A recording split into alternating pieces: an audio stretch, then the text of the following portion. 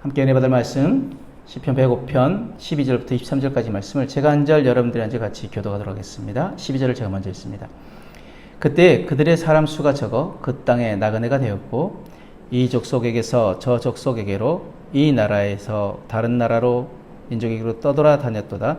그러나 그는 사람이 그들을 억압하는 것을 용납하지 아니하시고 그들로 말미암아 왕들을 꾸짖어 이르시기를 나의 기름 부은 자를 손대지 말며 나의 선지자들을 해하지 말라 하셨도다.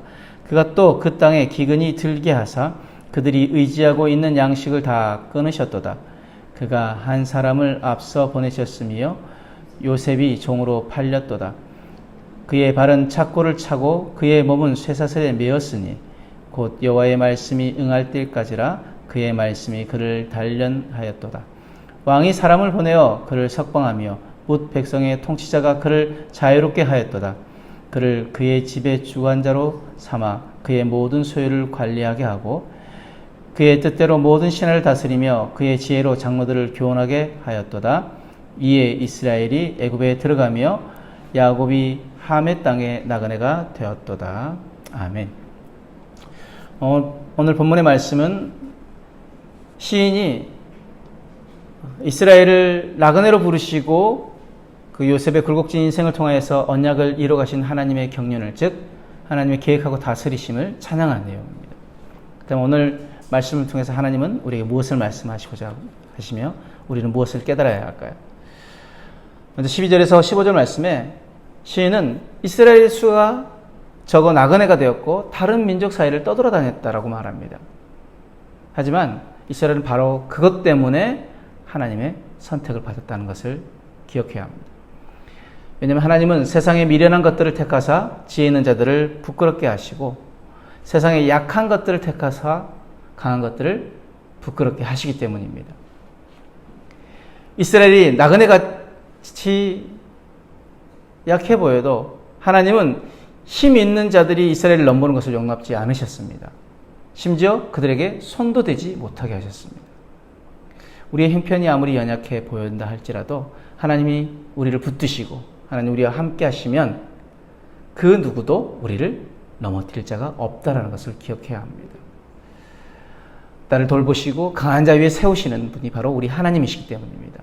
고린도전서 1장 20절에 31절 말씀에 형제들아 너희를 부르심을 보라 육체를 따라 지혜로운 자가 많지 아니하며 능한 자가 많지 아니하며 문벌 좋은 자가 많지 아니하도다. 그러나 하나님께서 세상의 미련한 것들을 택하사 지혜 있는 자들을 부끄럽게 하려 하시고 세상의 약한 것들을 택하사 강한 것들을 부끄럽게 하려 하시며 하나님께서 세상의 천한 것들과 멸시받는 것들과 없는 것들을 택하사 있는 것들을 패하려 하시나니 이는 아무 육체도 하나님 앞에서 자랑하지 못하게 하려 하심이라. 이는 아무 육체도 하나님 앞에서 자랑하지 못하게 하려 하심이라. 아멘.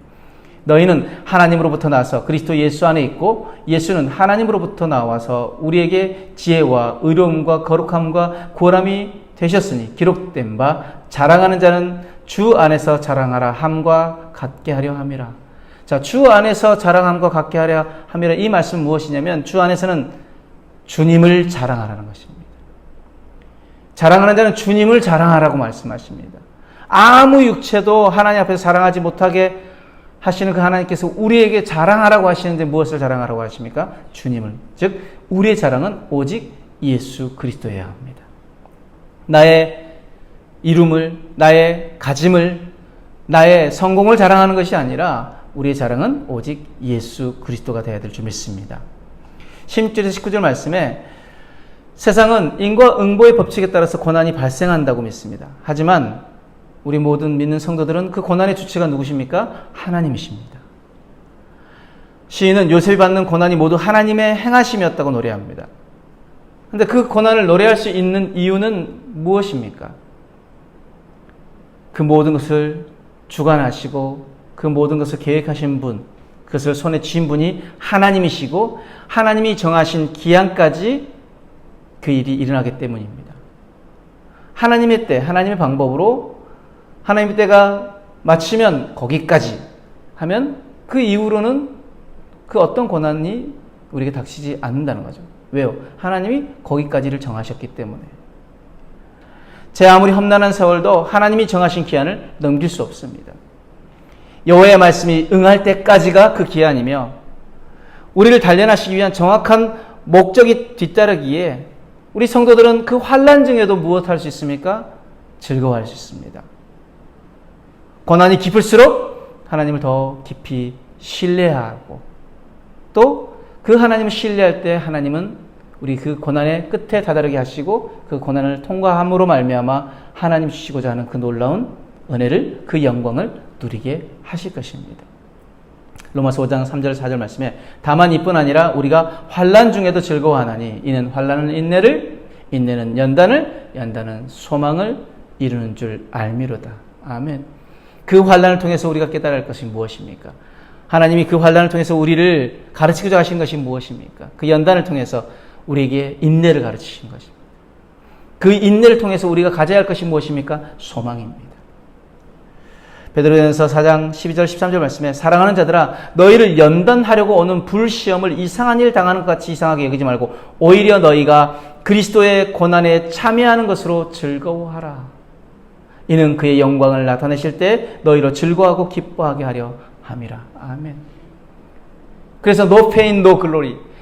고난이 없으면 영광이 없다라고 말씀하십니다. 우리가 고난에 들어가는 것은 바로 그리스도의 고난에 참여하는 것이 되어지고 그 고난을 통하여서 주님이 예비하신 그 놀라운 영광을 온전히 누릴 수 있기에 그러므로 우리에게 오는 그 연단을 그 불시험을 이상한 일 당하는 것처럼 이상히 여기지 말고 우리가 두려워하거나 놀랄 필요 없이 오히려 그것이 그리스도의 고난에 참여하는 것이 되어짐을 알기에 즐거워하라고 말씀하십니다. 왜요? 그 이후에 우리에게 소망이 있기에 하나님 우리에게 주실 면류관과 상급 그리고 그 영광이 있기에 우리는 그것을 기쁨으로 우리가 그 고난을 통과해야 될 줄 믿습니다. 20절에서 23절 말씀에 애굽 왕은 요셉을 석방하여 그를 자유롭게 하였습니다. 하지만 인생의 왕이 되신 하나님은 요셉이 고난에 있든 영광에 있든 그 상황에 구애받지 않을 무엇을 주십니까? 자유를 주십니다. 이를 알기에 시인은 이스라엘이 나그네가 되었다라고 노래합니다. 자, 나그네는 머물 곳이 없는 처량한 신분이 아닙니다. 그래서 돌아갈 곳이 있습니다. 번향이 있고 번집이 있습니다. 그렇기 때문에 나그네는 모든 상황 가운데 자유롭습니다. 그죠? 비록 조금 환경이 열악하다 할지라도 그것을 즐기면 되는 것입니다. 우리 인생에서 우리가 나그네의 인생이라고 말합니다. 우리가 이제 돌아가서 우리가 누릴 것이 있기 때문에 비록 이 땅 가운데 조금 부족하다 할지라도 조금 우리가 불편하다 할지라도 우리는 이것을 즐기면 되는 것입니다. 자유하면 되는 것입니다. 한데 왜 많은 사람들이 여기에 자유하지 못하고 즐기지 못합니까? 이게 전부인 줄 알기 때문에. 이 세상이 전부인 줄 알기 때문에 이 세상의 모든 것을 걸고 살아가기 때문이라는 거죠. 우리는 세상에 물들지 말고 세상에 얽매이지 아니하고 자유로운 나그네가 되어야 될 줄 믿습니다. 왜냐하면 우리의 본향은 하늘나라이기 때문입니다. 로마서 12장 2절 말씀에 너희는 이 세대를 본받지 말고 오직 마음을 새롭게 함으로 변화를 받아 하나님의 선하시고 기뻐하시고 온전하신 뜻이 무엇인지 분별하도록 하라. 아멘. 이 세대를 본받지 않는 우리의 삶이 되어야 될 뿐만 아니라 골로새 3장 1절 6절 말씀에 그러므로 너희가 그리스도와 함께 다시 살리심을 받았으면 위의 것을 찾으라. 거기는 그리스도께서 하나님 우편에 앉아 계시니라. 위의 것을 생각하고 땅의 것을 생각하지 말라. 이는 너희가 죽었고 너희 생명이 그리스도와 함께 하나님 안에 감춰졌습니다. 우리 생명이신 그리스도께서 나타나실 그때 너희도 그와 함께 영광 중에 나타나리라. 그러므로 땅에 있는 지체를 죽이라. 곧 음란과 부정과 사욕과 악한 정욕과 탐심이니 탐심은 우상 숭배니라. 이것들로 말미암아 하나님의 진노가 임하니라. 우리가 이 세상 것을 바라보고 세상 것에 얽매여 있기 때문에 무엇입니까?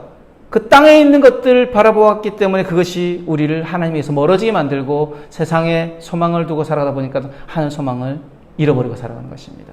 그러므로 땅에 있는 지체를 죽이라고 말씀하십니다. 그것이 무엇입니까? 곧 음란, 부정, 사욕, 악한 정욕,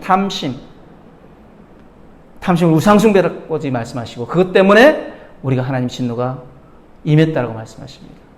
오늘 우리의 삶 가운데 우리가 해야 할 것은 무엇입니까? 우리의 지체를 죽이고 우리는 나그네라는 것을 명심하고 저 영원한 본향을 사모함으로 인내하고 하나님의 때가 이르면 이 모든 고난은 끝나고 하나님 우리에게 주실 영광이 있음을 우리가 소망하며 지금 나에게 닥치는 그 연단과 환난을 기쁨으로 우리가 아멘으로 받아들이고 주님 바라보며 주님이 우리의 자랑되어지며 살아가는 저와 여러분들의 삶이 되어지길 주님을 축복합니다.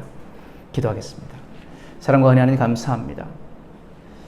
우리의 삶이 세상 속에 있지만 세상에 물들지 않게 하시고 이 땅에 소망 두지 아니하고 영원한 하늘나라에 소망을 두고 살아가는 오늘 하루 될 수 있도록 우리의 인생 될 수 있도록 축복하여 주옵소서. 감사하며 예수님 이름으로 기도드렸습니다. 아멘.